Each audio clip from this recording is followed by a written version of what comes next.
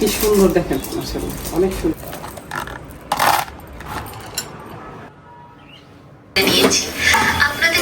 খাবার যতই দামি হোক, পচে গেলে তার যেমন কোনো দাম নেই, তেমনি একটা মানুষ যতই শিক্ষিত হোক না কেন, মনুষ্যত্ব না থাকলে তার কোনো দাম নেই। আসসালামু আলাইকুম মাই ইউটিউব ফ্যামিলি, কেমন আছেন সবাই? আই হোপ সবাই ভালো আছেন। আলহামদুলিল্লাহ, আমরাও সবাই ভালো আছি। মাই ভিলেজ লাইফ আয়েশা চ্যানেলে সবাইকে স্বাগত বলছি ঢাকা থেকে। দূরেও কাছে যে যেখান থেকে দেখছেন, প্রত্যেককে জানাচ্ছি আন্তরিক শুভেচ্ছা ও অভিনন্দন। নতুন একটি ভিডিও নিয়ে আসলাম আপনাদের মাঝে। যদি ভালো লাগে চলুন কিছুটা পথ আমার সাথে।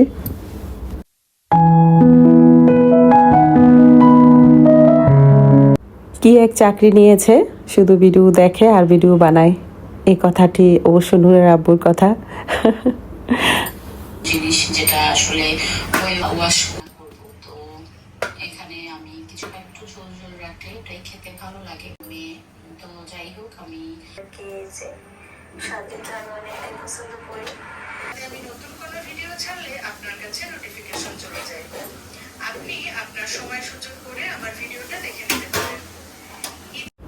কমেন্টটা যদি আমি দেই, বেশিরভাগ সময় দেখা যায় পাশে ভিডিও চলে, সেটা আমার শুনতে হয়, আর তার জন্য ভলিউমটা একটু বাড়াতে হয়। বয়সের দোষ, কানাও ইদানিং কম শুনি।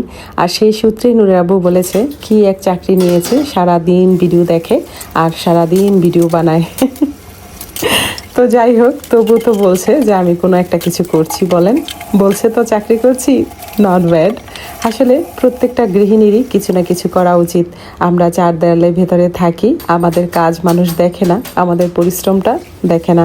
বিনা বেতনে নিঃস্বার্থভাবে সারাটা জীবন কেটে যায়। যাই হোক, পরিবারের সাপোর্ট ছাড়া আসলে এগুলো সম্ভব না। তো এই পরিবারটাকে সাপোর্টের পর্যায়ে আনতে অনেক পরিশ্রম দরকার। ঠিকমতো টাইমে টাইমে খাবার দেয়া, সব কিছু ঘরের কাজ টাজ করা, তারপর কিন্তু ইউটিউবিংয়ের কাজ করা। हर दाने पे लिखा होता है खाने वाला का नाम। নূরের আব্বুর উদ্দেশ্যে রুটিটা বানিয়েছি, আর নূরের কিন্তু ওরা দুইজনই ঘুমিয়েছিল। নুদার নুহার মাইশামণি উঠেছে, তারাই খেয়ে নিয়েছে। যদিও তাদের জন্য রাতে ভুনা খিচুড়িটা সুন্দরভাবে গরম করে রেখেছিলাম, বাট খায়নি। আপাতত জন্য রান্না আমার ডান, আসবো একটু পরে, এইটাই আমার চিন্তা ছিল। আনফর্চুনেটলি রুটি যেহেতু নূরের আব্বুর নসিবে ছিল না, তো একটা চাপটি হাজব্যান্ডকে বানিয়ে দেব। আর অবশিষ্ট অল্প ছোট একটু ছিল, সেটা আমি নিয়ে নিব। আমাদের পাশে বিল্ডিংয়ের কাজ চলছে, শুধু একটা না একাধিক। তার সাউন্ডে কান তো যায়, দিন রাত শেষ হয়ে চোখ যাচ্ছে ইউটিউবিংয়ে শেষ হয়ে। তো কী যে অবশিষ্ট থাকবে সেটাই আল্লাহ পাক ভালোই জানে। একটা ঘোরে আমরা সবাই থাকি, সেই ঘোরটা কেটে গেলে সবই সমাধান হয়। এই ইউটিউবের ঘোর যে কবে মাথা থেকে যাবে, সেইটাই এখন আপাতত ভাবছি।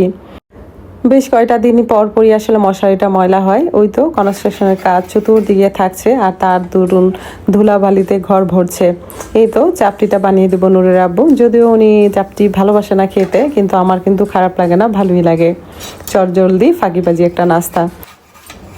ছোট চাপটি রুটিটা আমি খাবো, আর বড়টা নূরের আব্বুরে দিয়ে দেবো। ও একটা দুটোর বেশি আসলে খেতে চায় না, আর এটা যেহেতু দুইটা তিনটা রুটির সমানই ওনারটা বানিয়েছি, তো আশা রাখছি একটাতেই হয়ে যাবে। যাই হোক, নাস্তাটা দিয়ে চলে আসলাম টেবিলে। 1 কাপ কফি খাবো, খেয়ে মাইন্ডটা একটু ফ্রেশ করে ভিডিওটা এডিট করব। আমার কাজের রুটিনটা কিছুটা ডিপেন্ড করে নূরের আব্বুর উপরে, কারণ একদিন পর পর উনি ওনার কাজে যায়, মানে নিজের যেহেতু বিজনেস আছে, সো ওই প্রপার্সে যেতে হয়। আর যেহেতু গ্রামের ওই সাইডে যেতে হয় ওনাকে, তো একদিন পর পর আপাতত গাড়ির একটু প্রবলেম আছে, মানে ড্রাইভারের। নেক্সটে আশা করি ঠিক হয়ে যাবে। তো এই তো চলে আসলাম রান্নাঘরে। এডিটার হলো না, সেটার রিজন কারেন্ট বা অন্য কিছু ছিল, এই মুহূর্তে মনে নেই। যেহেতু রান্নাটা করছি মনোযোগ দিয়ে, তো রান্নাটা ডেফিনেটলি মজাই হয়েছে আলহামদুলিল্লাহ।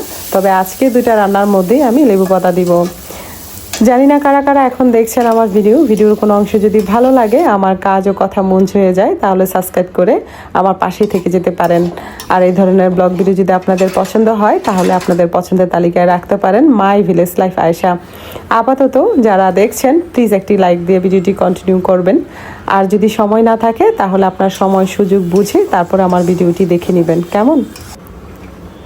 যাই হোক, এইভাবে মুছি, কতবার যে মোছা আমার লাগে তারও কোনো হিসেব নেই। তরতরে ডাল আর সাথে যদি লেবু দিয়ে এই ধরনের বাইলা মাছ থাকে খাবারটা কিন্তু ভীষণ মজা লাগে, তাই না বলেন? আমার ফ্যামিলিতে তো ভালো চলে, যেহেতু লেবু পাতা আমার বারান্দায় আছে তো ঝামেলা নাই। লেবু থেকে বেশি আমার পাতার জন্য গাছটা আমি সবসময় রাখি। তো আলহামদুলিল্লাহ দুইটা তরকারিতেই আমি আসলে লেবু পাতা দিয়ে দিয়েছি। পাশের ফ্ল্যাটের এই যে মেয়েটা বলতে পাশের ফ্ল্যাটের ভাবি একটা মেয়ে আছে, খুব সুন্দর ক্যালিগ্রাফি করে, ঠিক আছে? তো ওর কাছ থেকে নিয়ে আসছি এটা পয়সা মনে গিয়ে দেখানোর জন্য। কি সুন্দর দেখেন, মাশাআল্লাহ অনেক সুন্দর, তাই না? অনেক সুন্দর। চলো, তোমার বোনের হাতে লেখা মাশাআল্লাহ অনেক সুন্দর।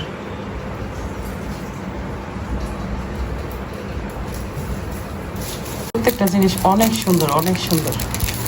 কেউ বিশ্বাসই করবে না যে তুমি করছো, বুঝছো? হ্যাঁ তাই, মাশাআল্লাহ মাশাআল্লাহ খুব সুন্দর, অনেক সুন্দর প্রতিভা, মাশাআল্লাহ। তোমার পেজ আছে না? পেজের নাম জানো কি? মুনতা তাজরিন।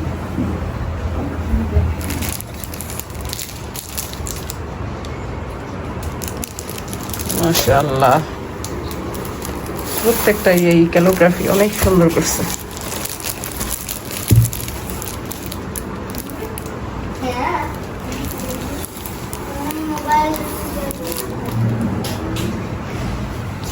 দেখেন ও ক্লাস 7-এ পড়ে। হ্যাঁ, কেউ বলবে? কি সুন্দর হয়েছে। আসতেছে না এটা? হ্যাঁ এখন আসতেছে। খুব সুন্দর প্রত্যেকটা জিনিস, খুব সুন্দর। এটা ওর পেজ, ফেসবুকে চাইলে কেউ ফলো দিতে পারেন ওকে। আর এইটা আমার একদম এত ভালো লাগছে, মানে এটা ভাষা ছাড়া। হ্যাঁ অনেক সুন্দর লাগছে এটা, মাশাআল্লাহ।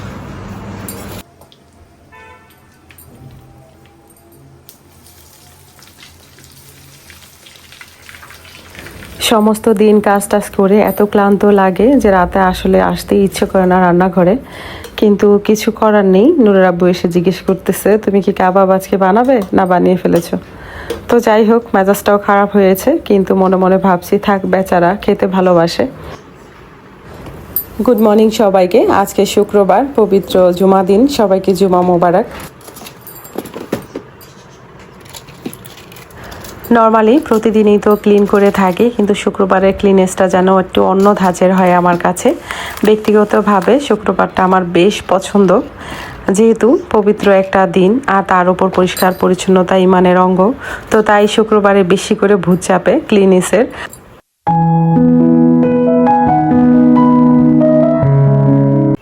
সত্যি কথা বলতে যে জিনিসগুলো আজকে ক্লিন আমি করছি সব সময় এক জায়গায় আমি রাখতেই পারি না। বিশ্বাস করেন, আমি যখন গুছিয়ে আমি রান্নাঘরে কোনো একটা কাজে গিয়েছি আর এসে দেখি এখান থেকে কয়েকটা জিনিস সরেও গিয়েছে, এবার কোথায় গিয়েছে ভাঙা হারিকেন দিয়ে খুঁজতে হবে। আমার ঘরের বাচ্চারা এমনই, আপনাদের ঘরে এমন কিনা জানি না। মানে ধরেন পানি খেলো বোতল থেকে, ক্যাপ লাগাতে ভুলে যাবে, চেয়ারে বসেছে ডাইনিং স্পেসে খেতে, চেয়ারটা মিশিয়ে রাখতে ভুলে যাবে। মানে এরকম যা যা কাজ আছে সেটা ওনারা ভুলে যায়, আর এটা জন্মসূত্রে বাবার কাছ থেকে পাওয়া। তো যাই হোক, এই যে ড্রয়ারগুলো দেখছেন সেগুলো এক এক করে আমি গুছিয়ে নিয়েছি, অফ ক্যামেরায় ভেতরটাও আর যতটা সম্ভব দেখিয়েছি আপনাদের। খাটের এই পাশটা সুন্দর করে মুছে নিব। প্রতিদিন মোছা হচ্ছে, প্রতিদিন ধুলা হচ্ছে, কি আর করব। তবে একটা সময় আমি সব সময় ভালো চাদরগুলো বিছাতাম আমার এখানে।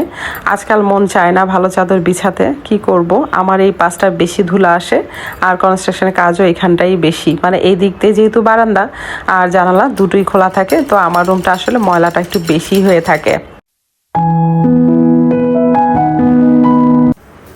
যতই ময়লা হোক কিছুই করার নেই, সাদা আমার অলওয়েজ পছন্দ। তো সাদা তো মরে গেলেও আমার থাকতেই হবে, অবশ্য মরে গেলেও সাদা থাকবে, কাফনের কাপড়টা ইনশাল্লাহ। আমার পছন্দের একটা জিনিস নিয়ে তো যেতে পারবো কবরে, বলেন। তো যাই হোক, জোকসে পার্ট। আর এই পাশে যেহেতু রৌদ্র উঠেছে, কয়লা হয়ে গিয়েছে এখনই আমার গাছগুলো, তো ওদেরও গোসল করিয়ে দিচ্ছি, নইলে রাগ হয়ে ফুলিয়ে থাকবে, যেহেতু আমার কাছাকাছি থাকে।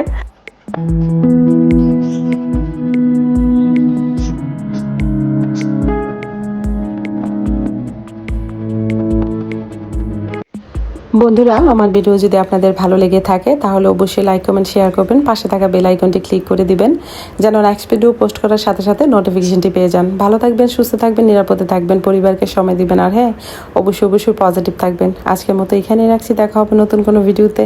আল্লাহ হাফেজ।